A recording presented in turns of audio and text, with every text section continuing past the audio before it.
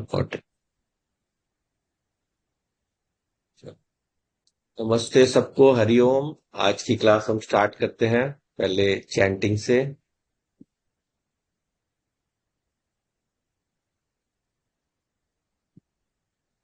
I share on screen. आप लोग अपने वहीं चैंट करो, अगर क्योंकि जूम में एक साथ नहीं कर पाते, वही प्रॉब्लम है थोड़ी, नहीं तो इको होता है। पहले शांति पाठ। ओम सहना भवतु, सहनौ भुनक्तु, सह वीर्यं करवावहै, तेजस्विनावधीतमस्तु मा विद्विषावहै। ओम शांति शांति शांति। गणपति वंदना। ओम गणानां त्वा गणपतिगं हवामहे, कविं कवीनामुपमश्रवस्तमं, ज्येष्ठराजं ब्रह्मणां ब्रह्मणस्पत आनः शृण्वन्नोतिभिः सीदसादनम्। ओम श्री महागणपतये नमः। सरस्वती नमस्तुभ्यं, वरदे कामरूपिणी, विद्यारंभं करिष्यामि, सिद्धिर्भवतु मे सदा। गुरुर्ब्रह्मा गुरुर्विष्णु गुरुर्देवो महेश्वरः, गुरुरेव परं ब्रह्म तस्मै श्री गुरवे नमः। तस्मै श्री गुरवे नमः। और ये हमारे तत्वबोध ग्रंथ का पहला श्लोक। वासुदेवेन्द्र योगीन्द्रं नत्वा ज्ञानप्रदं गुरुं, मुमुक्षूणां हितार्थाय तत्त्वबोधोऽभिधीयते। तत्त्वबोधोऽभिधीयते। Okay, so this is the second class. We just did an introduction in the first class where we told about the scriptures that we have, the vast range of scriptures that we have, and how they are interrelated to each other. So just a short recap of that. Firstly, we have our main scriptures, which are the Vedas. We understood by what we'll learn in the text also later, that my nature, our nature is Satchit Anand, or existence, consciousness, bliss. So we just focus for now on the consciousness. I am a conscious being. I am always conscious, and this consciousness is infinite. So at the individual level, this consciousness is functioning through me. At the total level, it is functioning through Ishvara or Bhagwan. So it is, since it is functioning through Ishvara, that all the knowledge of the universe is available with Ishvara. And because we naturally don't have that purity of mind to connect to Ishvara, it is only the rishis who have achieved that purity of mind so that they can connect to Ishvara and attain that universal knowledge. That universal knowledge is Veda. The Veda. The Vedic knowledge, we call it as Aparushaya because it does not belong to any Purush or any person. And so that knowledge is written by the Rishi.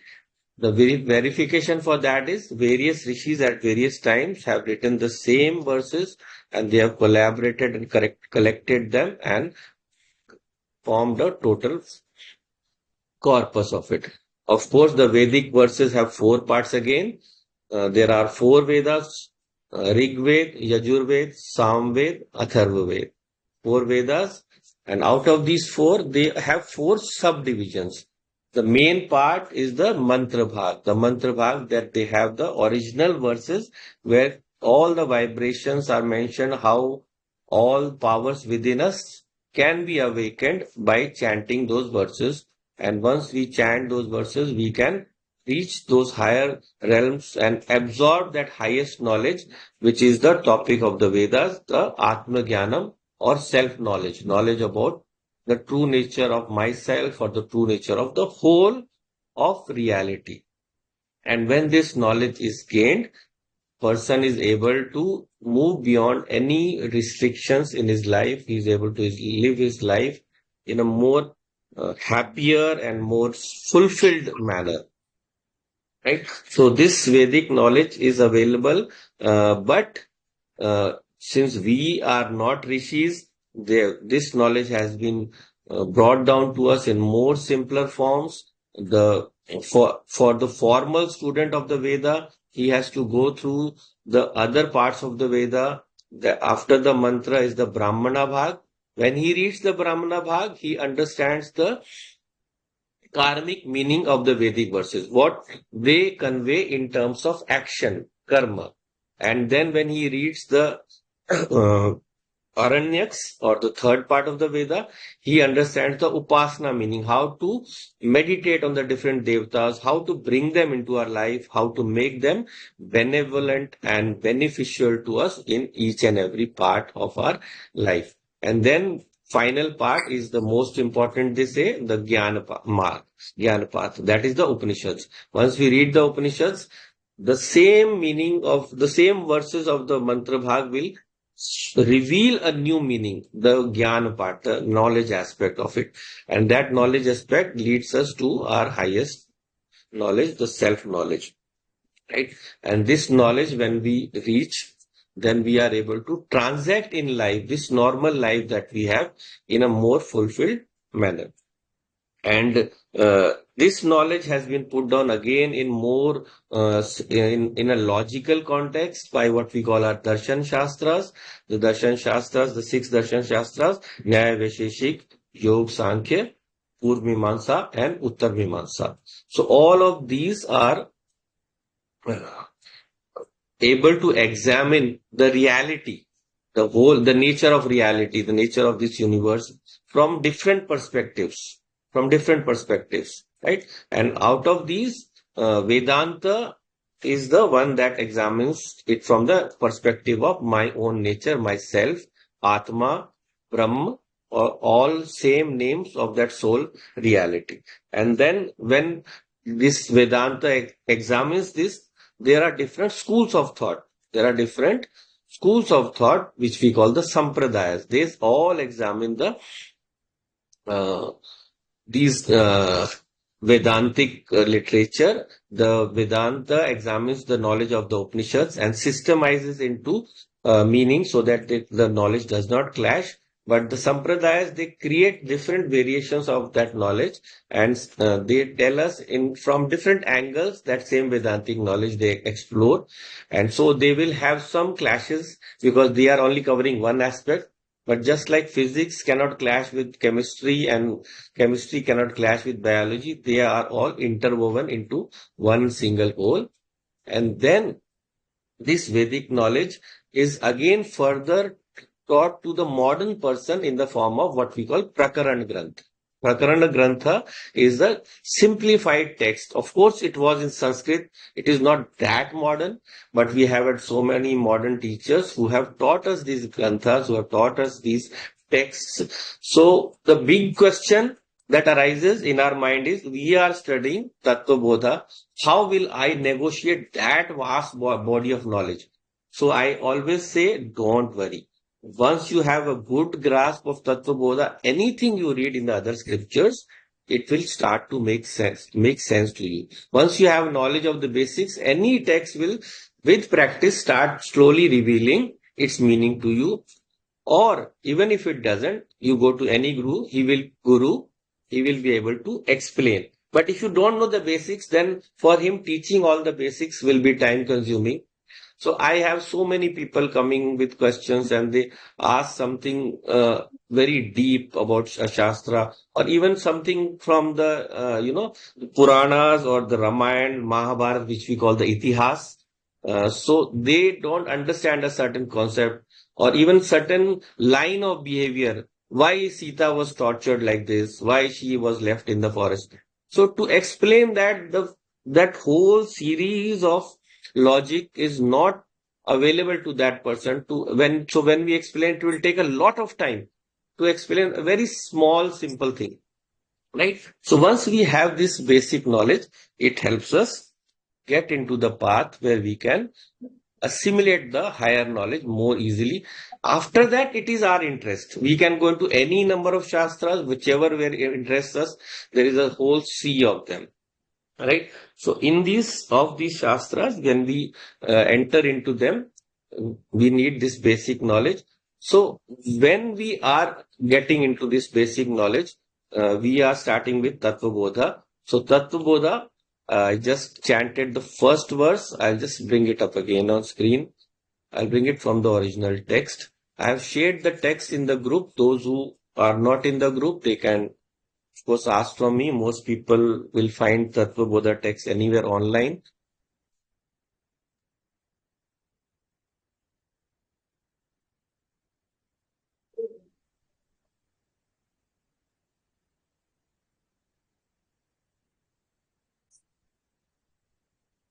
So this is the Mangalacharan, the opening line, which we chanted in the beginning of the class. Vasudevendra Yogindram Natva Jnana Pradam Gurum Mumukshunam Hitarthaya Tattvabodho Bhidiyate Tattvabodho Bhidiyate. So when we start any text, we start with a Mangalacharan, which is a prayer, a prayerful attitude. A prayerful attitude helps us absorb any knowledge or do any kind of activity with greater efficiency. Right? We'll come into the logical basis of this prayer. But right now, if you look at this, what does this say? Vasudevendra Yogindram. So a lot of places you will find this text is being attributed to Adi Shankaracharya. So that is also possible, but there are so many others who have different opinions.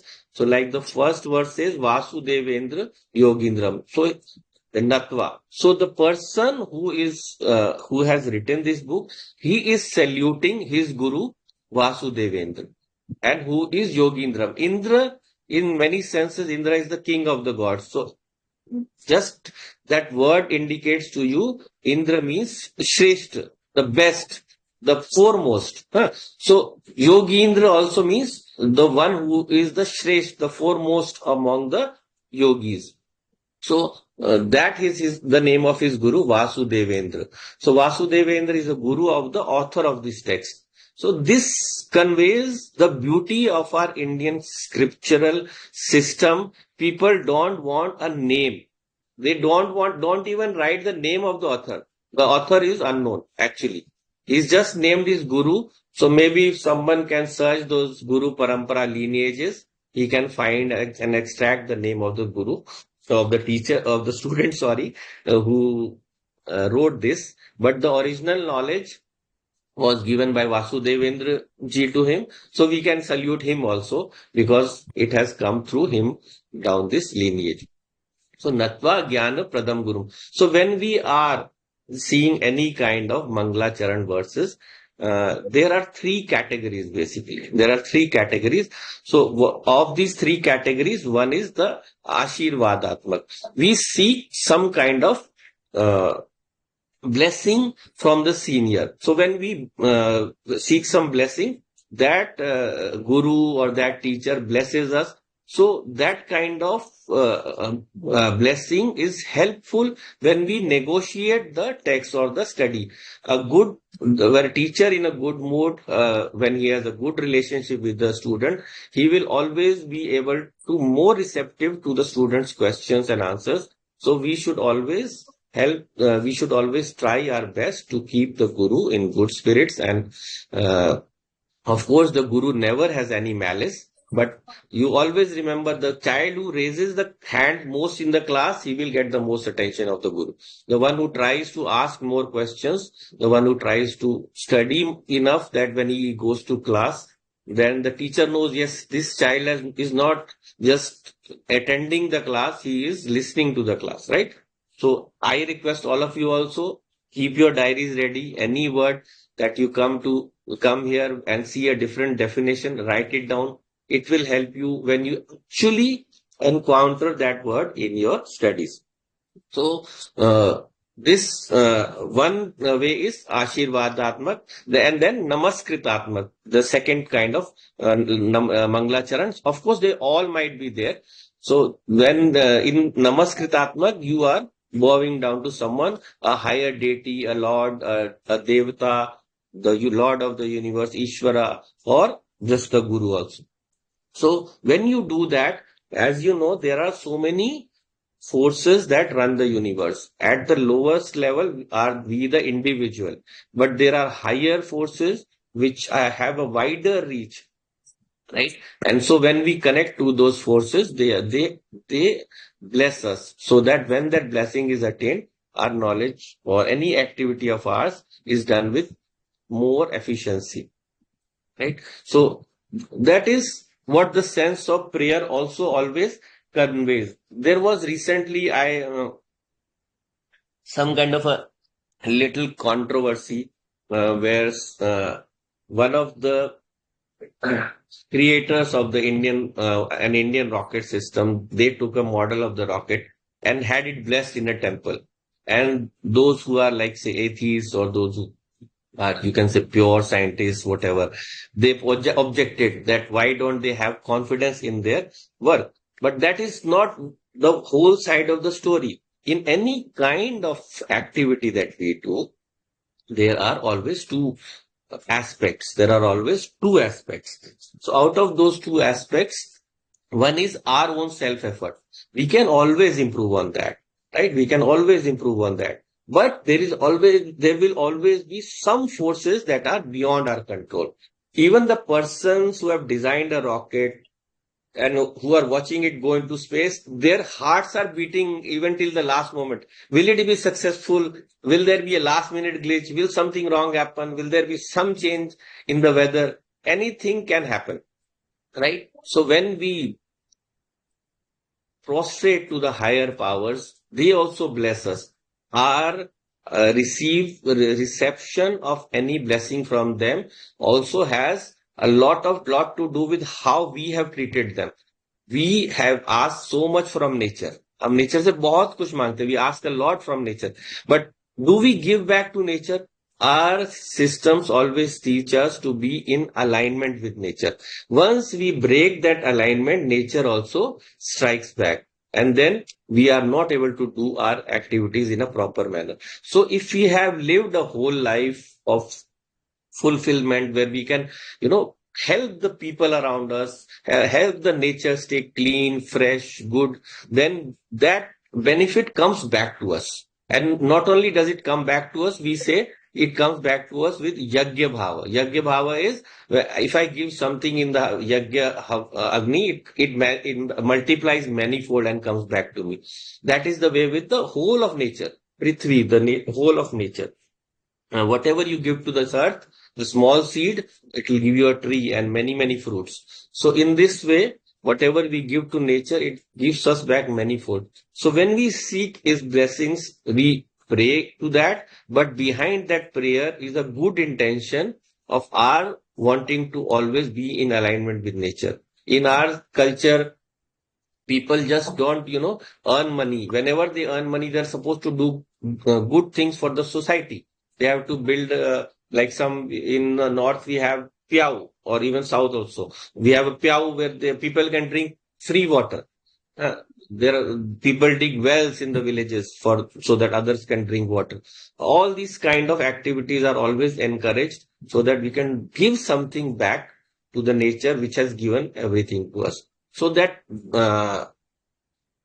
spirit of bowing down is always beneficial to us in carrying out an activity with a wider blessing. And then the third part of Mangalacharan is the Vastu Nirdeshatmak. Vastu Nirdesha. It indicates what we are seeking. So Natva Jnana Pradam Guru. We are seeking knowledge. We are seeking some kind of knowledge. And that knowledge is Atmabodh.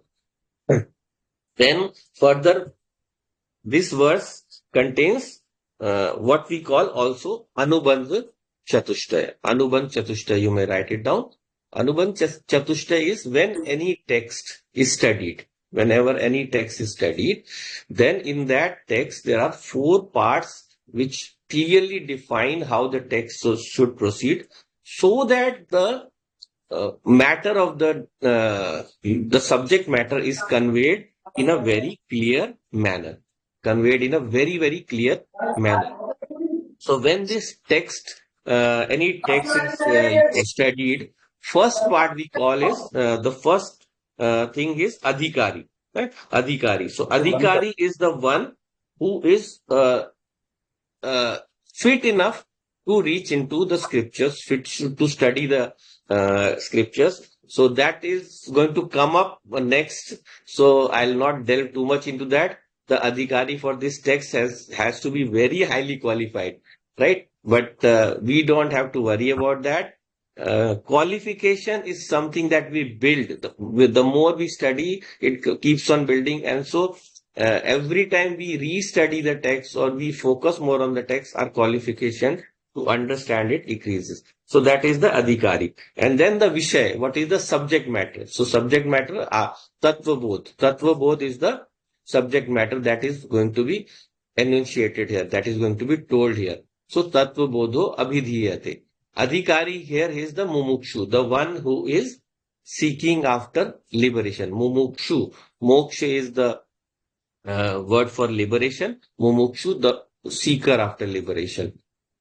So, hitarthaya, for their benefit, for their help, this text is being expounded. Tattvabodho abhidhiyate. This text is being explained or written down.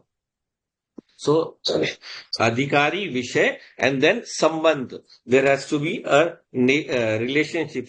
So, a good adhikari or a good person who is well qualified. Like if I am studying, say, degree level physics, for that I have to have a full basic knowledge of other subjects also, maths, maths and chemistry, which would have studied in my earlier classes, and then all the other basics, including language and everything. So when I have all those qualifications, then only can I go into that higher level of study. So in same way, that capability, whenever one has, that has to be in sync, so that the text can be studied, and then we can understand what is the relationship between what is being taught and what will be the final results. So when we study this text, we will know later on adhikari, who will be the adhikari, and whatever will be the purpose of this text, right? And of course, the prayojan is whatever we are going to gain out of this. So liberation is the prayojan of this. So when we study this text, we are going to get into this different kinds of prayojan. So so far we are just entering into the first verse of the text, but before we enter also, we have to understand a few more things. We have to understand a few more things. Why we study this text? Why we study this text? So when we are studying any kind of spiritual text, then the first thing is our families will say, why are you wasting time in this? Why are you not doing something beneficial or something that will make money? You are not going to make any money from this, right? So we have to know at our own conscious level what we are going to do in this text, right? So when we are going to study this text, there are numerous benefits that will accrue to us, that will come to us, that we will gain when we are studying this text, right? So we have seen earlier that the Vedas are the source of all the knowledge. That knowledge comes from Ishvara. Ishvara is the one who has created this universe, samsara, and this universe is brought into motion by his Shakti, which is Maya. Maya is his Shakti, the masculine and the feminine. So from this we understand there are basically two forces which run this universe. Two forces which run this universe, the masculine and the feminine. Masculine is action, the getting into motion of everything, and feminine is love, right? So in any activity where something is produced, first karma produces that product or whatever object is there, and love shares it, beautifies it, makes it worth consuming. So a husband will bring home the vegetables, the wife will cook it into a very tasty dish, and then she will share it with everyone in the family so that everyone can eat, and maybe eat the least herself because her nature is of love, right? So the woman will always have this ability of more love, but it is not necessary, right? It will never be, it is not an exclusive function. We call them masculine force and a feminine force, but it can be equal in a person. It can be one side can be more or less. But as a general rule, women have more of love and less of action. Men have more of action, less of love. In today's world, a lot of women have more of action.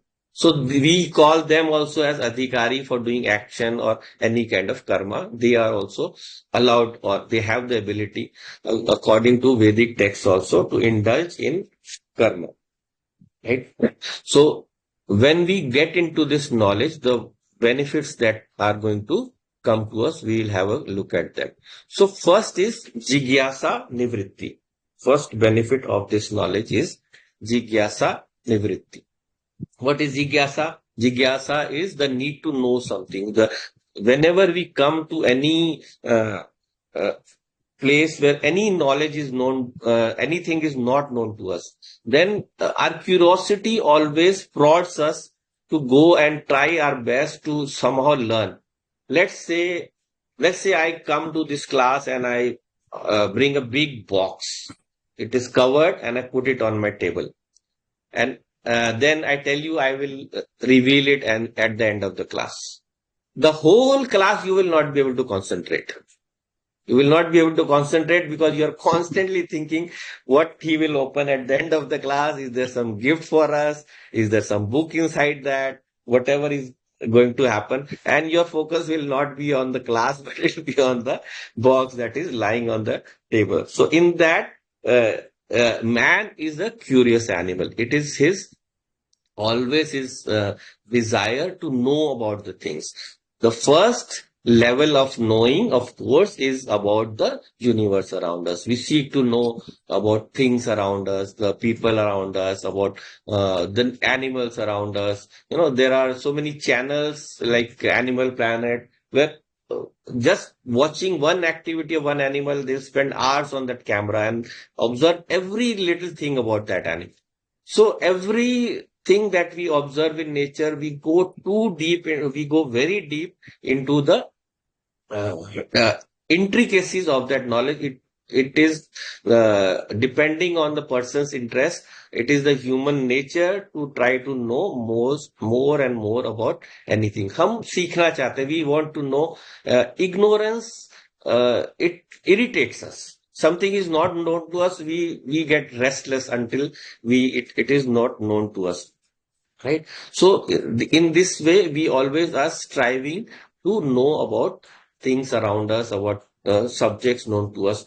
These subjects that are not known to us normally, when we study, then we get to know about them. This knowledge is in the common domain, easily available to us.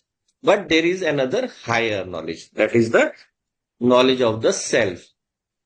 So that knowledge is available in the Veda. Vedas give knowledge about those subjects, topics which are not available for direct perceptions. We can't directly see that knowledge, that we cannot directly experience that knowledge. They talk about that knowledge which is beyond the sense organs, beyond the sense organs. But it can be verified through through logic and through indirect experience. So, what is the Vedic method of knowledge? It is Shruti, Yukti, Anubhuti. I think I said this in the last class. So, Shruti is something that is heard. So, the Vedic verses were heard by the rishis. So, that knowledge is, as we said, apaurushya, not written by man. But that knowledge, when expounded in form of like stories, like the Puranas, that is written by the rishis. So the rishis are the authors of the Purana. So that Shruti is the Vedic part. That logic we accept, that whatever they say we accept without any question, right? Without any question, not in the sense that we don't question it, but in the sense that we know that whatever is said in the Vedas is true. But then we try to also use logic, that is yukti. That is the second stage where we understand, yes, it has been said in the Vedas, so we can accept it, but it should also be logically viable. So when we examine it through logic, then we are able to verify it. And then finally, anubhuti. It should also become my experience. How can it become my experience? Whenever that knowledge that I understand, I can somehow verify to some kind of experiment or through some kind of indirect or direct kind of experience. So in that is how we verify anything that has been said in the Vedas. So मैं सुन रही हूँ so when we do this, जैसे तू सोया रहता है so when we uh, when we engage into this knowledge, this next level of knowledge, the higher knowledge is self-knowledge. So that is more deeper questions that are not easily answered. A lot of our knowledge we seek from our immediate people known to us, our elders, our parents, and then our teachers. But this knowledge, at one time it was very popular, but now it is less so. So we have so many basic questions. Where did this world come from? Is there a God or is there not? If he is, then where he is? And if he is, why doesn't he come to interfere whenever I am in trouble? Uh, where did I come from?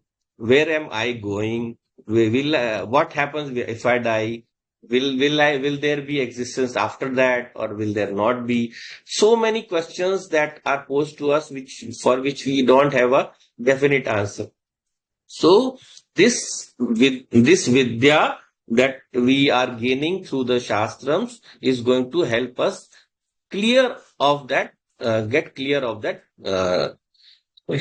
sense of ignorance. It helps us reach a state of logically understanding what has been expounded in the scriptures, and it gives us a sort of satisfaction, a sort of happiness, a sort of joy, which is then the second benefit of going into Shastra study. So what is the second? Vidya Ananda Prapti, Vidyananda Prapti.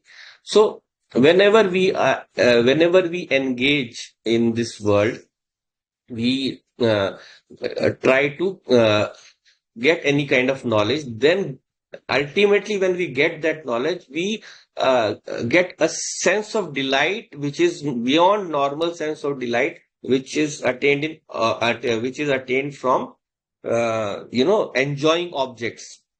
Like there is the famous story of Archimedes. So when he discovered this Archimedes principle, he ran naked into the streets. He's so happy, he just forgot he was not even wearing clothes. So that is the kind of thing that knowledge does to us. Whenever we have a sudden discovery, then that knowledge gives us a lot of joy.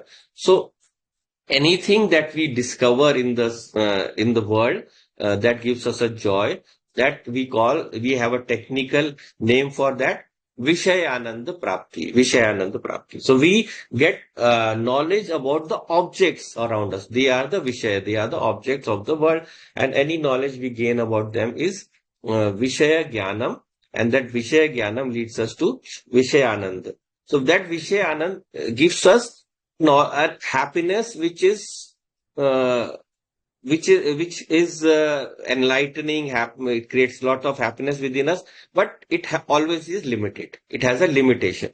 It is short-lived. It will be there as long as we have just gained the knowledge, or maybe whenever we are applying that knowledge somewhere, then that joy is there. Or when we are talking about it, like I have discovered, if someone has discovered that knowledge, then while telling it to someone, we proudly say, yes, I discovered this principle, right? So that gives us joy. So, but whatever happens, there is a time, there is a shelf life of that knowledge. There is a shelf life of that knowledge. So that this Vishaya Ananda, it fades away with time, but of course it is always desirable. There are more subtler forms of Vishaya Ananda, like music. When we listen to music, then we are able to enjoy that for a longer period. We hum it in our mind for even later on, and we enjoy that. Even when the music has actually stopped, we are able to enjoy it later on in our mind. Or any kind of finer arts, any kind of mental activity that produces some impression within us that gives us joy. That creates some kind of knowledge within us that will give us joy. But uh, what about the highest knowledge, the Paramanand? That is the knowledge of the self.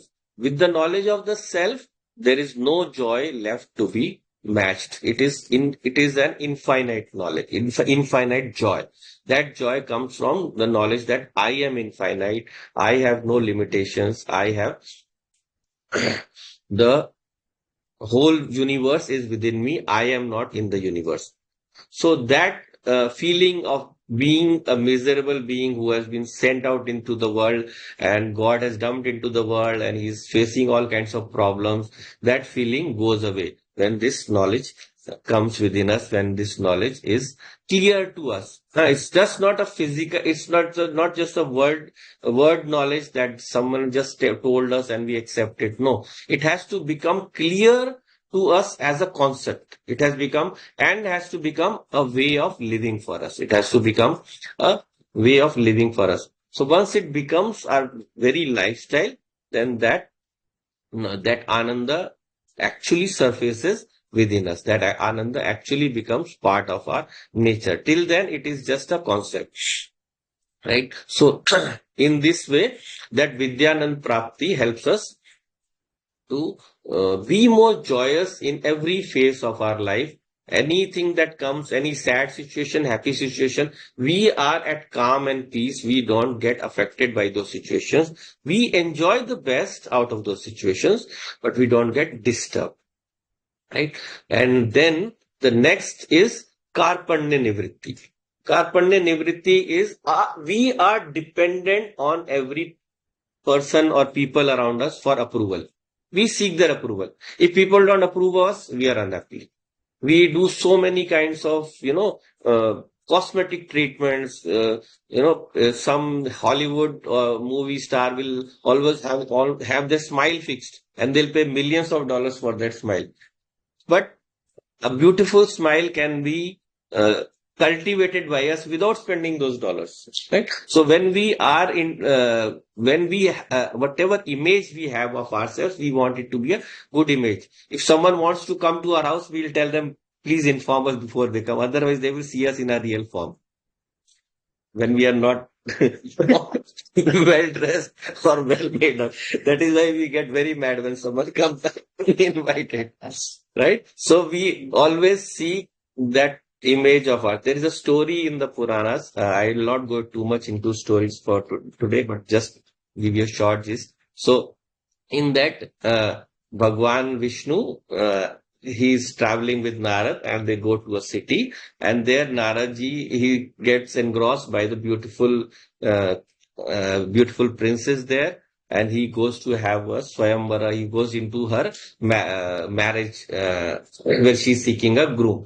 And there, Vishnuji plays a trick on him, and he makes his face appear like a monkey to him, to everyone.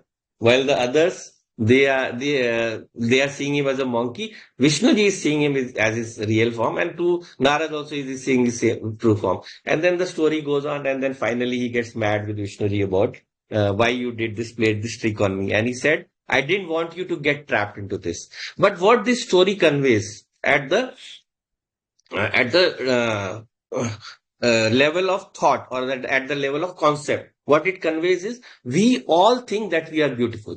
We all think we are the most handsome or beautiful, or but if not, we strive to make ourselves look. But the world sees us differently. The world sees more of our flaws than it sees of our good things. Yeah. So whenever we do 100 good things, but the moment we do a small thing, a small wrong thing, that is the thing that will be noticed.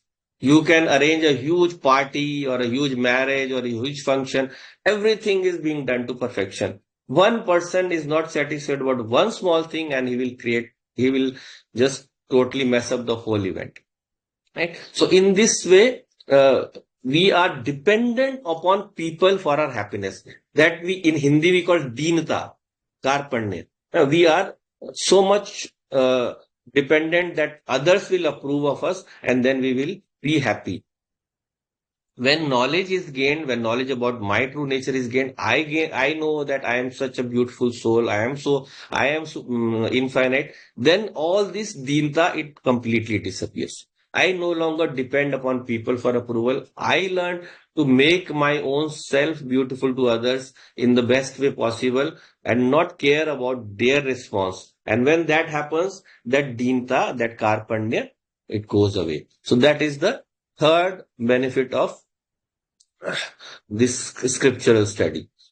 So we are what we call, we get rid of our dependence, paratantra, a dependence upon other people, right? And then the fourth one is aghat nivritti. So aghat nivritti, a lot of time in our life, we face situations where sudden we get a sudden shock, a sudden something unexpected happens to us, and we are not prepared, and that messes up totally our lives. So whenever we are not prepared, we tend to spoil something even good that is happening to us. Let's say a student is going to give his exam. He has studied very well. You have also, the parent has also studied very well, maybe more than more than the student, right? And they have studied very well, and they are going to give the exam. And when they go to give the exam, this student has done all the questions, read everything. First question he reads, and is blank. He has what we call an immediate experience of nirvikalpa samadhi. So in nirvikalpa samadhi, we become totally thoughtless, and that is the state of the student. Right. So when the student is giving that, he looks at the question, he knew, but he forgot. So when he forgets, then when he gets on to the next question, that also he knows, but he mixes up something with that. And so the whole paper is ruined. So we have to learn to be calm in situations. That is what our scriptures teach us, that whenever we are going into any situation, there will be changes. There will be some things that will happening that are beyond our control. We have to not worry about the bad things will happen. The question that we don't know, we'll put aside, and we'll handle the ones that we know. Or if we see that one question is not known to us, there might be choices. Sometimes students forget to even check that. So that is how we have in our lifetime, there are so many choices. Whatever we do, the exam paper might not have an alternate choice for us, but life always has more choices for us. Only thing is that choice may not be available to us right now, or in that same situation. It will come later. So strive and work for those choices. Once the scriptures prepare us for this kind of aghat nivritti, this kind of shock absorber, because in life we need shock absorbers, right? So this knowledge becomes our shock absorber. Whenever we drive a car, there has to be a shock absorber. Otherwise, the jerks will maybe create a sprain in my back or give me a back pain or any kind of other body pain. So these scriptures are a shock absorber. They help us get they help us get into the mode where we are able to absorb any kind of adverse reaction or adverse circumstances that come into our life, right? And then we have the final part, which is called dakshata prapti. Dakshata prapti. So just hold on to that word, dakshata prapti. So we say in the scriptures, there are two parts of person's personality. Two parts of a person's personality, right? The first one is the receiver enjoyer. The receiver or enjoyer. We call that, we give the name for that, the bhokta. So whenever we interact in this world, we receive many impulses. We see a lot of things. We absorb a lot of imprints or impetus from the universe around us. They give us different kind of experiences. All of these experiences, they generate different kinds of emotional responses within us. Different kinds of emotional responses. They might be positive, ones of joy, freedom, happiness, and so on. And they might be negative. They might be of the nature of rag, dvesh, kam, krodh, moh. So rag, we have attachment to some object. Dvesh, we have aversion for that same object.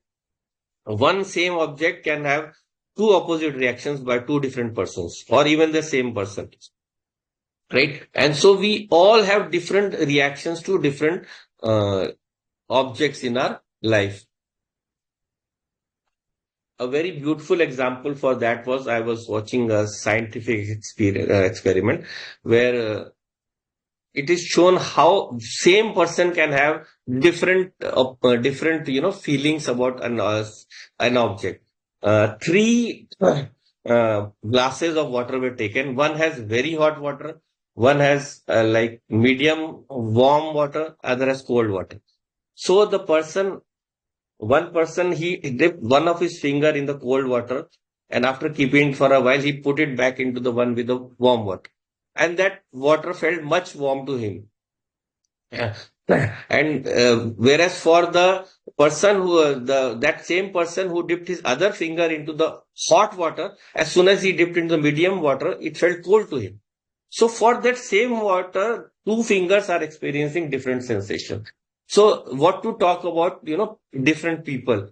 Every object generates different responses within us. Right. So all of these responses are depend upon what our interests and our requirements are. So all of these objects, they give us they generate some kind of reaction to us. And then there is the second part of our personality that we call the doer, the karta. Right. So the doer is the one who is a performer of an action so that he can attain the object. Just the object is in front of me. It might not be mine right now. I can maybe see something that I really want. I have to work for it. I will have to earn money for it to be able to buy it. I go window shopping, which is the favorite of a lot of people. And so when they go there, they will see a lot of stuff, and mentally they are buying that stuff, right? But whether they need it or not. But out of that, a certain object will strike your attention. This is something I really want. So when you say that I really want this substance, then you go into the mode where you arrange the money for that, you earn money for that, you save money for that, or collect it, and you find ultimately go and buy that object. And once you have brought that object, then you are able to enjoy it, you wear it or whatever, and that it gives you a pleasure. So that karta bhokta personality of ours is always functioning for us within our lifetime, right? So whenever this karta bhokta is functioning, he is so engaged, the person is so engaged in these feelings and this enjoyment that he is unable to function in other realms. I have brought my favorite video game. I'm so engrossed in it, I don't notice anything. I am watching my favorite movie. So someone is calling me from outside. I don't know. I am playing something on my mobile, or I'm watching something on my mobile. My attention does not go anywhere else. So when that happens, we are unable to maximize our potential. Right. So what does Shastra do? It helps us to maximize our potential, what we call Dakshata Prapti. So Dakshata Prapti is how we become best at what we do. So that Dakshata Prapti has to come from what we call EQ. Emotional quotient. Lot of people have very high Q, but their emotional response to situations is not proper. That is why Shastras teach us how we have to respond, what kind of emotions come within us, how to control those emotions, how to master our emotions, so that whenever an object is presented before us, we enjoy it to the limit that is proper. Enjoy it to the limit that is proper. And then Once we have enjoyed, we are able to let go of that, so that the important pursuits of our life, the important things of our life, we are able to do in the best and most efficient manner. Efficiency, dakshata. Efficiency is what we strive to achieve when we go into that uh, any kind of activity. So, when we, now that we have seen the benefits, so when we come back to the text, we have seen the adhikari. We will discuss more in detail, right? So what that adhikari is according to this text is the mumukshu.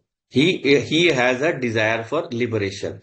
So moksha is one of the desires of our life, of our lifetime, of a human life.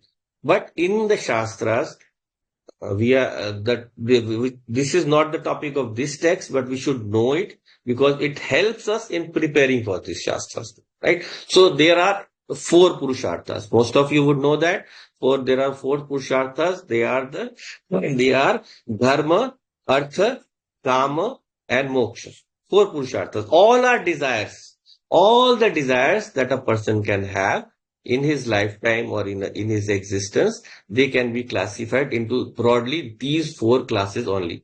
Four classes. So when these four classes are mentioned, we have dharma, artha, kama, and moksha, and these classify all the full range of human desires that are possible. So we will keep dharma to the side for now. Why, we will know later. So we move to the first one, the next one, which is artha. So artha is if you know the word artha in Hindi, it means meaning, something that gives meaning to our existence. So whenever we do whenever we come into this journey called life, whenever we come into this journey, we are always looking to, accumulate things. Those accumulations might be wealth, which we call money, which is the main term used for artha. That is, money is used, but artha includes all the things that we accumulate in our life. It includes at the highest level even knowledge also, but it mainly includes the things that we collect. We can have properties, we can have books, we can have uh, a kitchen which has all the utensils that we need for cooking and so on. These become our artha. They provide meaning to our life. So when we accumulate them, we should, as our religion prescribes, always strive to achieve the best of resources around us, so that we are working at our most efficient best, and we can be an asset to society. We can be an asset to society. We can provide our services to whoever needs us. We can provide for ourselves whatever we need. We can provide for others in our family, so that we become a larger part of this universe, not just confined to this small miserable individual. We have to move beyond. We have to go wider, right? So in that, the attainment of artha is prescribed, so that we can do the best for society. Even percentages are prescribed in lot of economical religious systems, where so much of money you have to give annually. In our system, you have to give away everything. The amount that you need to consume for yourself, that you keep for yourself. The rest you give to all the other people who need it, who are really in need. Of course, everyone does not do that, but it is prescribed in that way, so that whenever we earn something, we should share with our society. We should share. There are so many stories in the scriptures. Maybe sometime we'll cover that. But basically, what all of these convey is the simple fact that whenever we attain anything in life, we should share. Why? Because when we share, they also share with us. And in sharing is a greater joy than in enjoying ourselves. Whenever we enjoy something to ourselves, we get small joy. But these are the four stages of our life. The first stage, when we just attain an object to enjoy. Then second, when we go higher and we share it with someone, and we find, oh, I got more joy in giving of that object than I got in actually enjoying for myself, right? And then the third stage is when I consider the whole world as my family. I share and enjoy for the whole world. And then finally, I give up the joys of this world for that joy of myself, the self knowledge. That highest joy is what I reach for. And I stop to have any kind of vasana or desire for worldly objects when I realize that the joy given by them is temporary. It is here now, it will not be there tomorrow. And so we reach that highest stage. So these are the four stages. It is the Lord who just lets us enjoy these one by one so that we can grow into the next stage. Right? Whenever we are at one stage and we move on to the next higher stage, we will face a lot of tough times. He will test us. Are you ready to go to the next level? Are you ready to cross into the higher level of the game? No, you will have to perfect the first level. You will have to know everything about all the parts that are there in the lower levels. Then you can move on to the higher level. So the universe or Lord or Prakriti, it will keep testing us. We feel why something tough is happening to me. It is not always karma in that sense that what I've done, I will get the result for that. Karma is there, but at a more subtle sense, which you will discover towards the end of the book. How karma shapes what happens to us.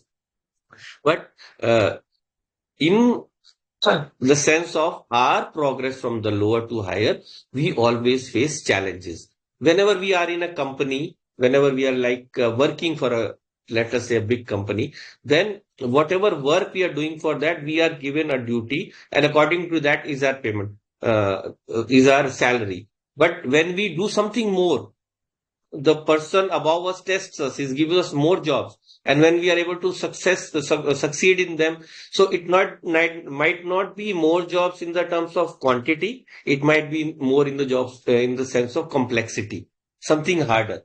So if you are able to do something harder, you get a higher post, and so on and so on. So God also, or nature also tests us. When we are ready for a higher post, it takes us to that higher post and helps us succeed there. Right? So in this way, whatever nature has in store for us, we are able to enjoy by this first of the second Purushartha, which is Artha, and then comes Kama. Whenever we have earned something, we tend to enjoy it to the best of our ability. That enjoyment should always be tempered by awareness of our other duties, so that we don't forget, as we discussed earlier. So karma represents the full range of enjoyments that we can have from the artha that we have gained. And now we bring into the picture dharma.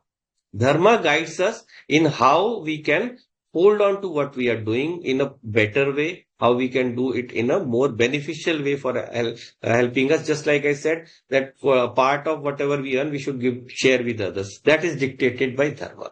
So dharma comes from the word dharati, to hold, something that holds together, something that is the basis for everything. So dharma is something that holds everything in the universe according to its true nature. It is the nature of an object, dharma. And that is the word we use for religion also. So in a limited sense, it conveys religion, because it also tells us how to, interact or behave in the world in the best way, so that we are an asset to society or to the people around us. That is what our religion or dharma in that sense also teaches us. So just like the dharma of an atom will be, there will be an energy binding it. Once that energy goes out, it will collapse. So similarly, there are rules or laws for everything in our creation. Once we follow those rules, we gain maximum benefit out of that. Right? Dharma. And then finally, moksha. Whenever we do any activities in this universe, we become karta bhokta, and that karta bhokta cycle is something that binds us. And once we realize that the joys we gain from that karta bhokta relationship are not permanent, we then understand we have to go beyond. We have to go beyond. We have to learn to give them up. Right? So the rest we'll discuss in the next class. we'll wind up for today and let's finish with the final chanting.